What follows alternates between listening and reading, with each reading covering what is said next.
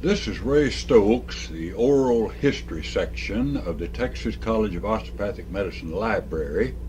Today, the 22nd of February, 1984, I find myself in the office of one of our graduates at TCOM who graduated in 1981, Dr. Randall W, I believe is talking off the top of my head, Doctor, I couldn't remember whether it was W. Dr. Randall W. Rodgers, and that's Rodgers. I just learned something from Dr. Rodgers. He's here and been in practice now for about 18 months in Lindale, Texas, which is some 12-15 miles north of Tyler, Texas, in a town of some 2,200 population. But he's not very far removed from being at home, because he grew up in nearby Tyler, went to high school, played football, captain of his team. We'll hear more from him about that. He graduated from Stephen F. Austin down at Nacogdoches, Texas. He entered to Texas College of Osteopathic Medicine in 1977, graduated in 81, that'd be 4 years. And he's in general family practice here in Lindale. He's establishing a practice, and as we stated earlier, been here about 18 months. He's actually with one of the pioneers of the osteopathic profession in this part of Texas, Dr. Earl Kinsey, who has one thing in common with Dr. Randy. They use the same roof, so to speak, but they do have separate practices here in the city. Dr. Randy, I am going to call you Dr. Randy.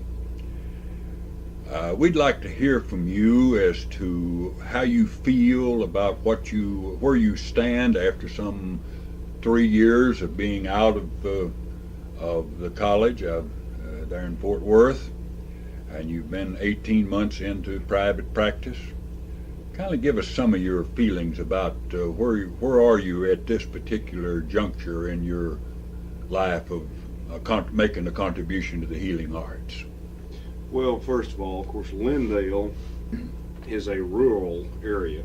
Most of our people make their living either through agriculture or blue-collar type jobs. So they're self-employed or working for some larger industries in the area. We have rose growers, which is a high-dollar industry in this part of the world. We have construction industries, clay and brick manufacturers. There's quite a bit of diversity in the economic base for East Texas, which is really good. One reason I did choose to come here, felt like, we're not dependent on any one industry. For instance, recently Longview suffered a very severe setback economically, and many of the physicians over there felt it when Lone Star Steel shut down a few years ago. Right. And overnight, literally, the town was destitute, and so many of the patients lost their health insurance and ability to pay the doctors. And of course, when you have children to feed and other things to do, the doctor fee seems to be not so important anymore. And this leads to one thing that I opened up probably in the worst business recession since 1929. Interest rates were higher than they had ever been before, 18 and 20% for business loans, even long-term loans. My home, when I tried to purchase my first home, they wanted 18% interest on a 30-year note, if you can imagine. Yes. Of course, years from now, people might think that's good old days, but my parents have a 5% interest note on their 20-year-old home, which is, about $125 a month they're paying for a home worth a great deal more than mine. I'm paying almost $800 a month, so you can see there's a big difference when you're talking interest rate. However, when you put things in perspective, really we only have today and tomorrow to think about. So what really drove me to the East Texas area, one, I grew up in Tyler, and it was a small town then of 50,000 people. It's about 75 to 80,000 now. The complexity of Tyler has completely changed, though, the complex, that is, complexion, I should say. It's more metropolitan. It's much more like Dallas and then the larger cities now. Traffic congestion, population on the increase, Consumer services are much greater than they used to be. However, the town also has lost some of its charm. The quietness and the family atmosphere and all that's a little bit has suffered. Lindale, on the other hand, is still emerging. It has another 5 or 10 years before it will come into its own right, and not just be a suburb of Tyler, which it's always been considered. Lindale has a population of about 2,180. However, our school system, in which my wife is employed as a 3rd grade teacher, by the way, has... Now, your wife's given name is Peggy? Peggy. And the school system has over 2,000 children, and now they anticipate an 8% per year growth. I've noticed this also in my practice. Many new families with young children moving into the area because of availability of land and homes and water, jobs, good school system, churches. It's just a good old green East Texas Bible Belt. Just a nice place to raise a family. Things are a little more sedate, laid back. The pressures aren't there like they are in the metropolitan areas. Crime rate's not as bad.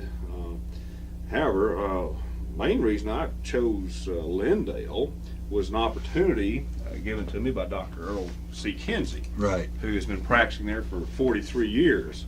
And Dr. Kinsey, who's a DO from Kirksville? I can't remember, Kansas City. Well, I believe Kirksville. Kirksville. I believe it is. He graduated from Kirksville.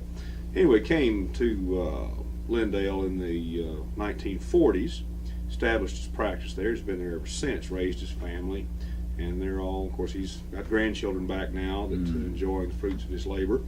Dr. and Ms. Kinsey were gracious enough to invite Peggy and I to come to Lindale to open our practice. Now, he and I are not associated because mainly our difference in years. Right. He will be 77 years old this May, and I'm 32 years old. And simply the difference in our training, the difference in our needs, personal and family needs, are so different that a partnership was not feasible. Right. However, Dr. Kinsey did enlarge his medical facility. I have a complete clinic on one side of the building. It's my own waiting room, business space, laboratory, etc., my own office and exam rooms.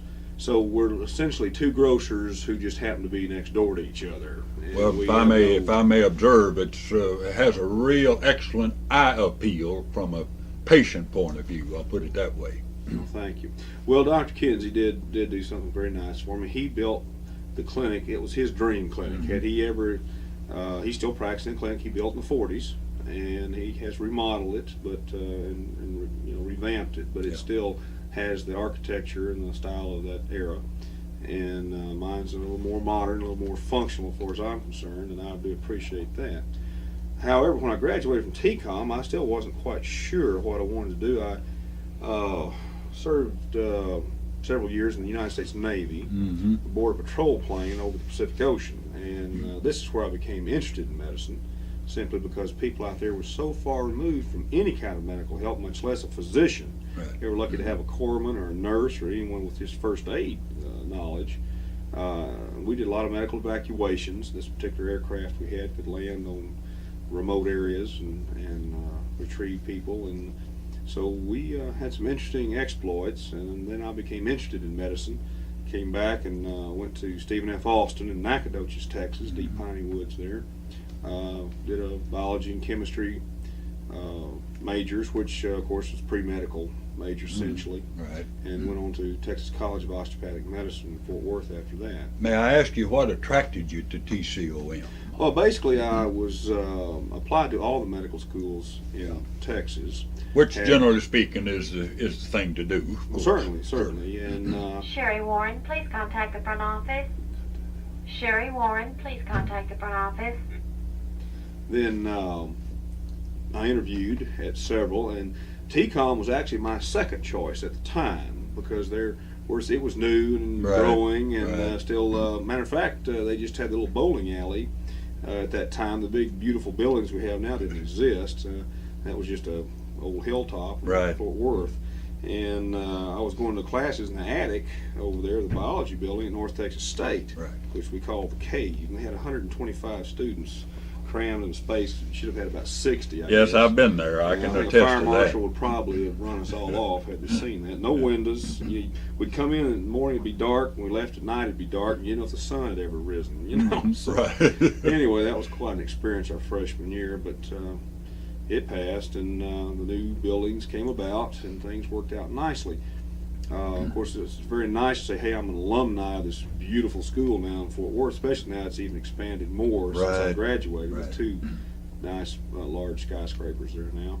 It's very impressive. And of course, Fort Worth Osteopathic Medical Center, which Right. would be the hospital there, has expanded greatly. It certainly Additional has. buildings, which I think will be good for osteopaths in general. Incidentally, where did you intern? Dallas. Dallas. At Stevens Park Osteopathic Hospital and the Methodist Central. Rotated both those hospitals. Then from there, I had approached the United States Air Force for a family practice residency.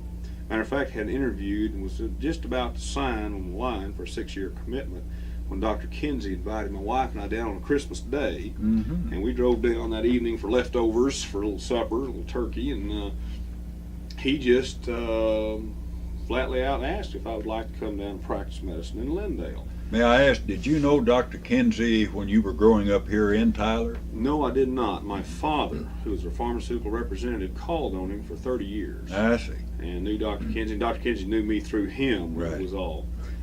First time I met the man was when I asked him to write me a letter of recommendation to TCOM.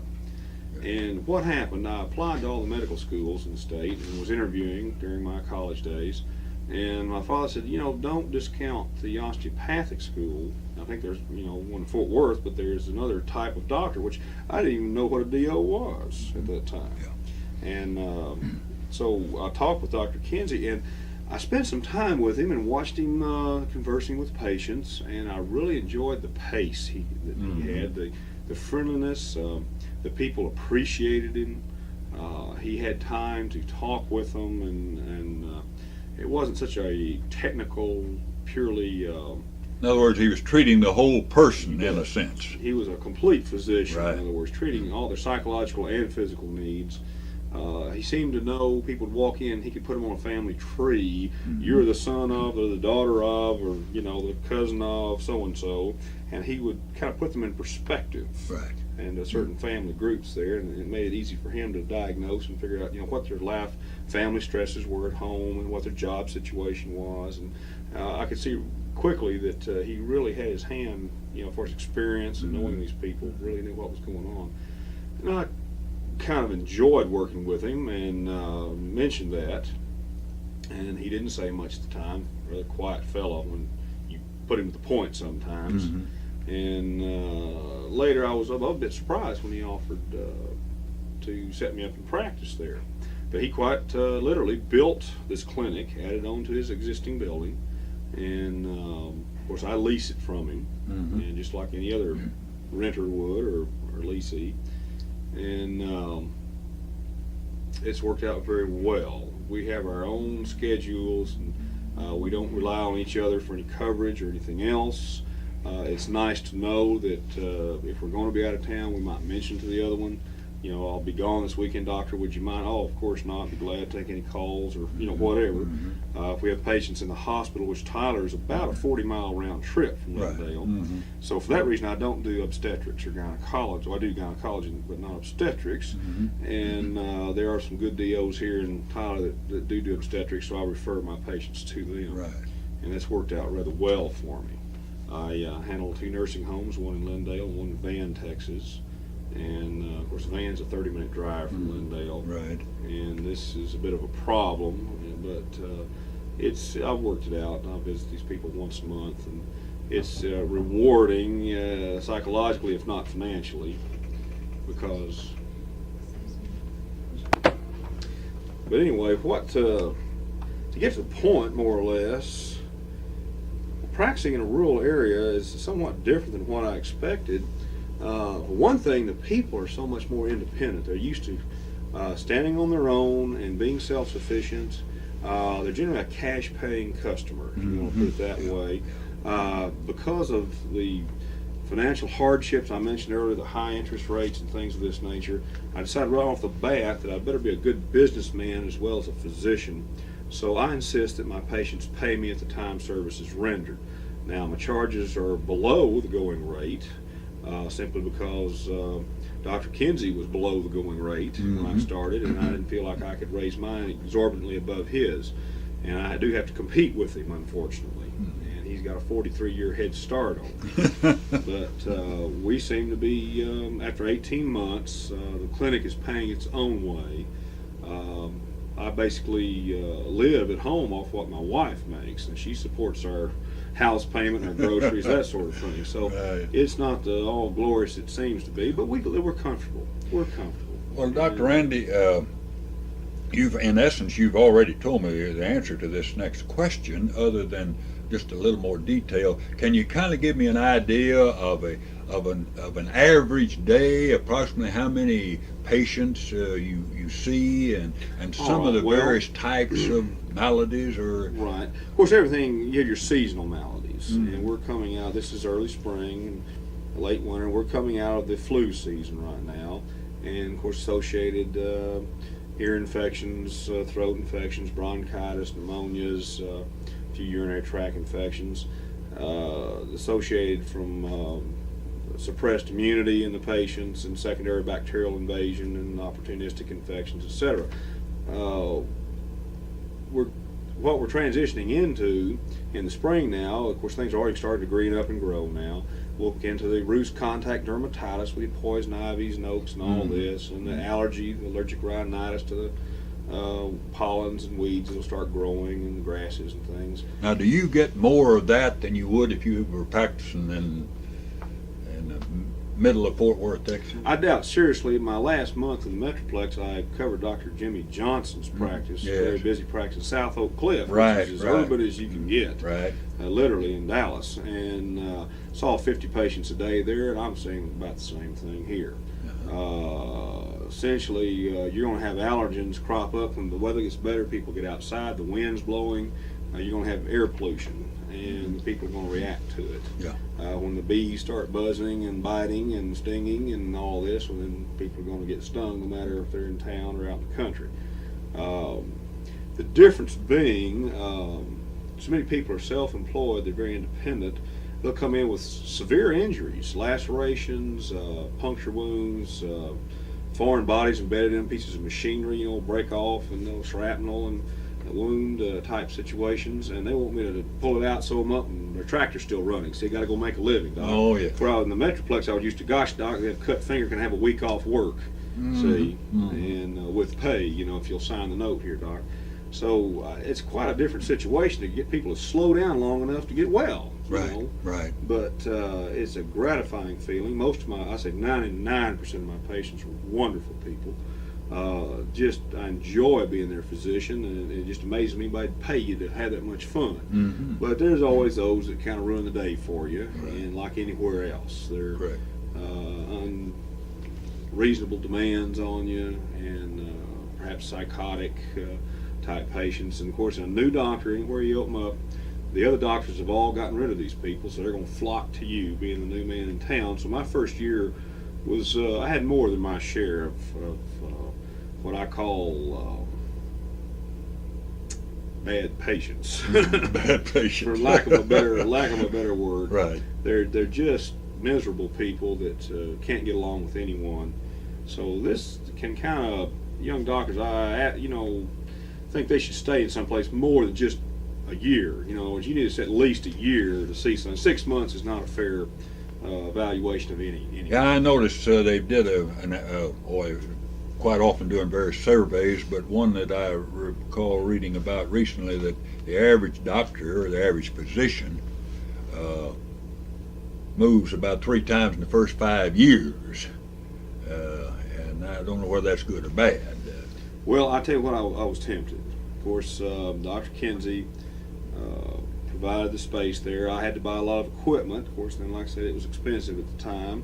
It cost me about $15,000 just to buy basic office instruments, furniture, business machinery, just very basic. I didn't even have a typewriter when we opened up. We were borrowing an old beat-up manual typewriter from my mother-in-law, and I finally bought a used IBM electric typewriter, and we thought that was the greatest thing in the world, see. Right. And I've since then acquired a photocopier and a Medicasonolator and a hydrocollator and all these other things that make it convenient that you help build your practice and help bring in some revenue, but you got to make a little revenue to buy the equipment to make more revenue. One thing that has helped though is my wife started working with my first employee, and she ran the business office, and I was the doctor. And I took care of people in the back, their problems, and diagnosed them and treated them, and she took care of the financial end of it. And this was a great burden off my shoulders because I didn't have to do both, and I didn't have to be the good guy and the bad guy at the same time. So it was sort of a Mutt and Jeff situation. I could be nice here in the back, and then Peggy could really ring them out for not paying their bills. See, so our collection rate was quite good compared to a lot of my colleagues when I checked around.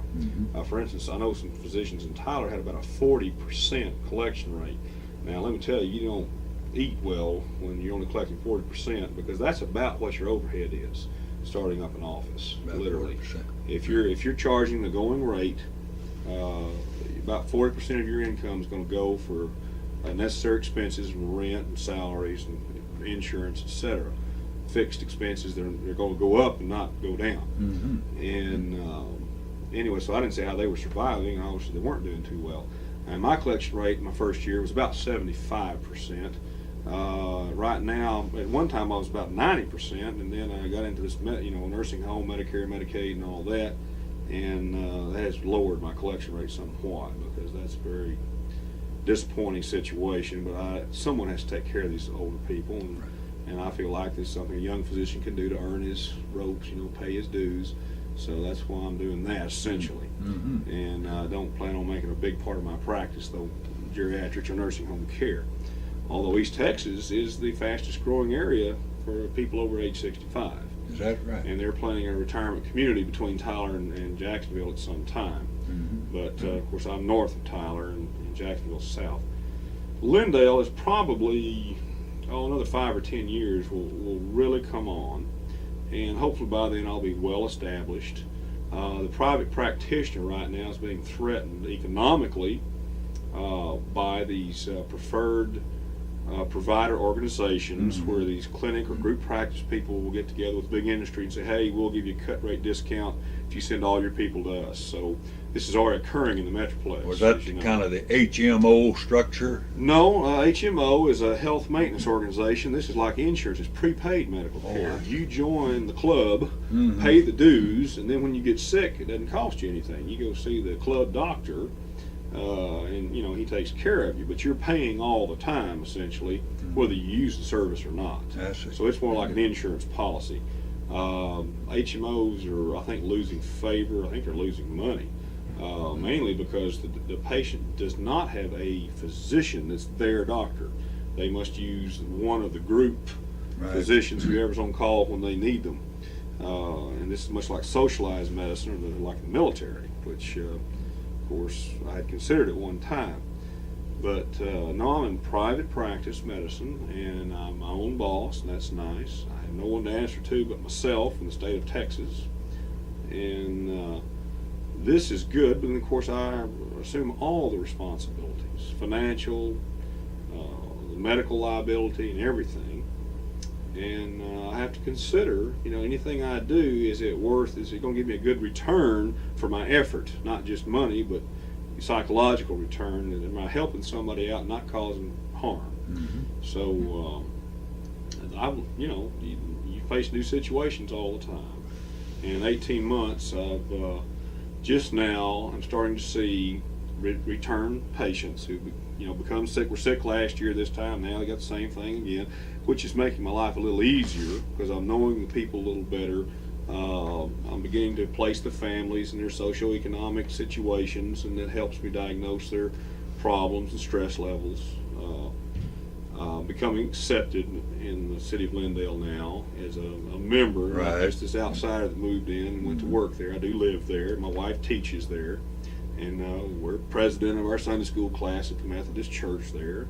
And my grandparents, since, had moved from Sherman. They enjoyed Lindale so much visiting, they just moved there. Is that right? So my grandparents live there, who are in their late 70s, Mm-hmm. about 80 years old, and they're doing well. So Lindale is a nice place to live. Really can't, it's about a population area of 10,000 people. And of course we have basic lab and x-ray in the clinic, but I have a hospital in Tyler for anything that's above and beyond the average Now that's routine. Doctor's Memorial in Tyler. Right. And of course we have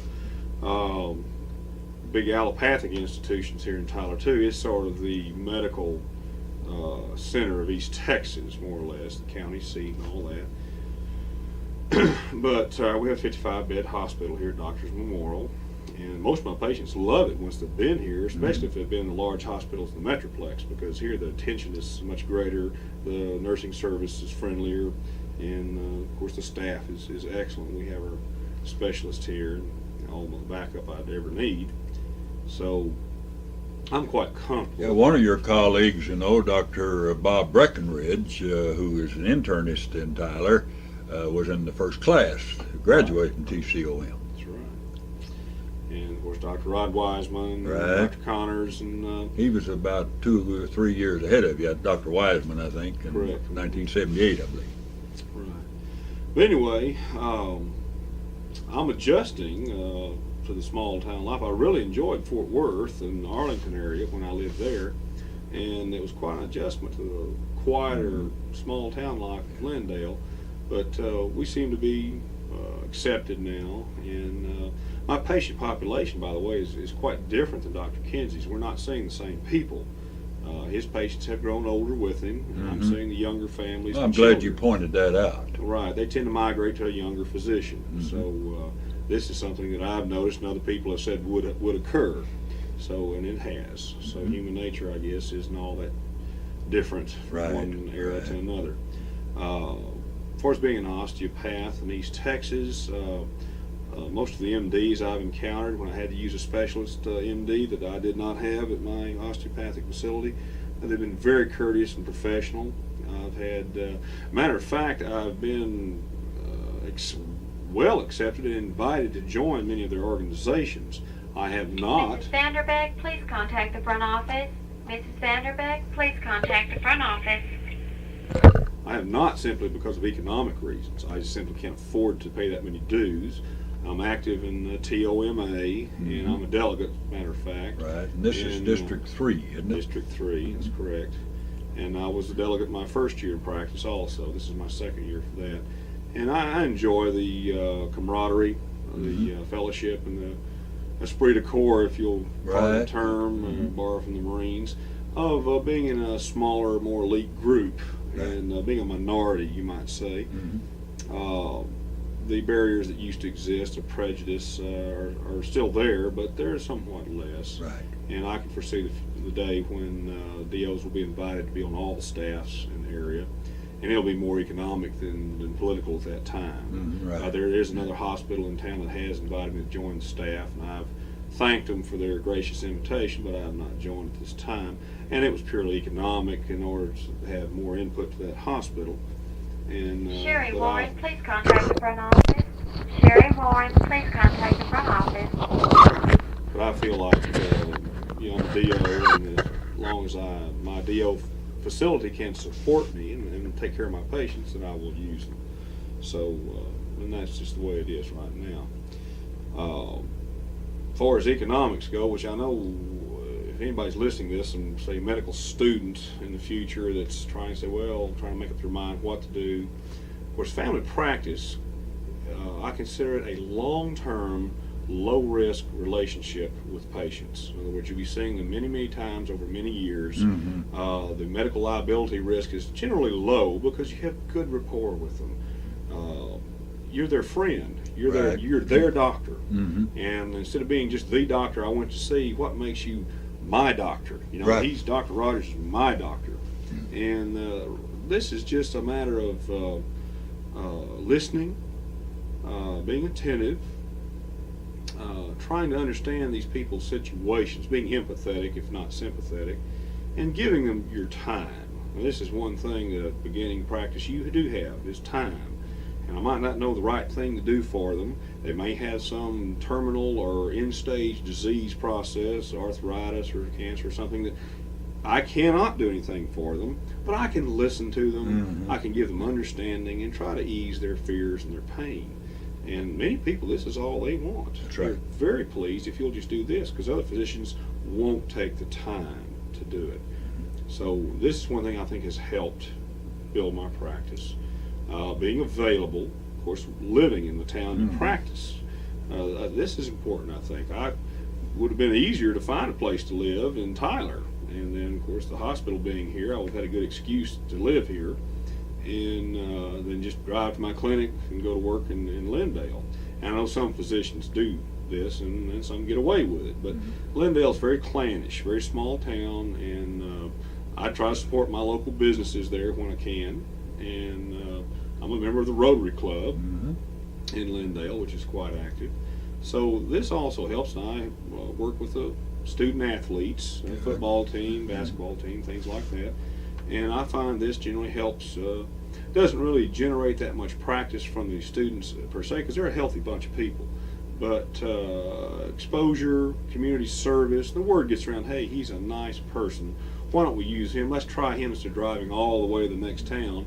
And then you got them. Because if they like you, if you get along, you're convenient, you cost less than the other people, why shouldn't they use you? Well, in other words, you have become involved with the community activities. Yes. And I have found I enjoy it. I've actually taught the senior high Sunday school class, which, Lord, I've never been a Sunday school teacher in my life, you know, but as a physician in a small community, you're one of the more educated people. Right. Dr. Breckenridge, please contact the front office.